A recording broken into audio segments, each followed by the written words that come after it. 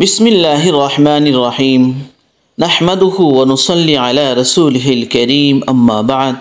সুপ্রিয় দর্শক মণ্ডলী, পবিত্র মাহে রমজানের পর শাওয়ালের ৬ রোজার দিনে ইসলামে বিশেষ গুরুত্ব রহিয়াছে। শরীয়তের দৃষ্টিতে এই ৬ রোজা রাখা মুস্তাহাব একটি আমল। নবী করিম সাল্লাল্লাহু আলাইহি ওয়াসাল্লাম ইরশাদ করেন, যে ব্যক্তি রমজানের রোজা রাখলো অতঃপর তার সঙ্গে শাওয়ালের ৬ রোজা রাখলো, সে যেন পূর্ণ বছরের রোজা রাখলো। কেননা আমরা জানি যে কোনো একটি নেক কাজের বদলা মহান প্রতিপালক রব্বুল আলামিনের তরফ থেকে কমপক্ষে 10টি নেকি দান করা হয়ে থাকে।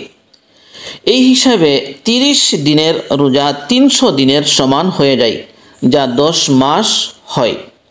আর শাওয়ালের ৬ রোজা 60 দিনের সমান হয়ে যায়, যা 2 মাস হয়। আর 10 মাস ও 2 মাস মোট 12 মাস হয়ে যায়। এইভাবে রমজানের রোজার পর শাওয়ালের ৬ রোজা রাখলে পূর্ণ বছরের রোজা রাখার সমান হয়ে যায়। ইবনে রাজব হাম্বলি আলাই রাহমা লাতাইফুল মারিফ নামের গ্রন্থে উনি লিপিবদ্ধ করেন যে শাওয়ালের ৬ রোজা রাখার বিশেষ 3টি লাভ রহিয়াছে। তার মধ্যে সর্বপ্রথম হলো রমজানের ফরজ রোজা আদায় করার মাঝে যা কিছু কমি ত্রুটি হয়েছে তা এই রোজার ওসিলা করে আল্লাহ রাব্বুল আলামিন পূরণ করে দিবেন। দ্বিতীয় হলো রমজানের রোজার পর এই ৬ রোজা রাখার যদি তৌফিক হয় তাহলে রমজানের 30 রোজা কবুল হয়েছে বলে তার বাহ্যিক একটি লক্ষণ।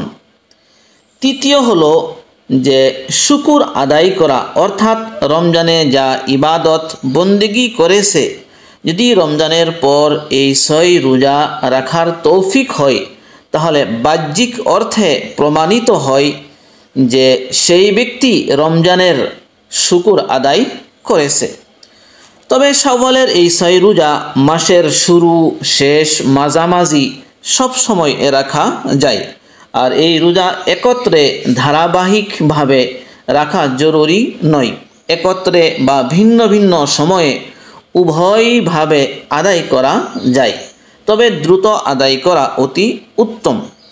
আর যদি কোনো নারী বা পুরুষে কোনো কারণবশত রমজানের রোজা কাজা আছে তাহলে প্রথমে কাজা আদায় করার পর এই ৬ রোজা আদায় করা অতি উত্তম এবং শ্রেষ্ঠ।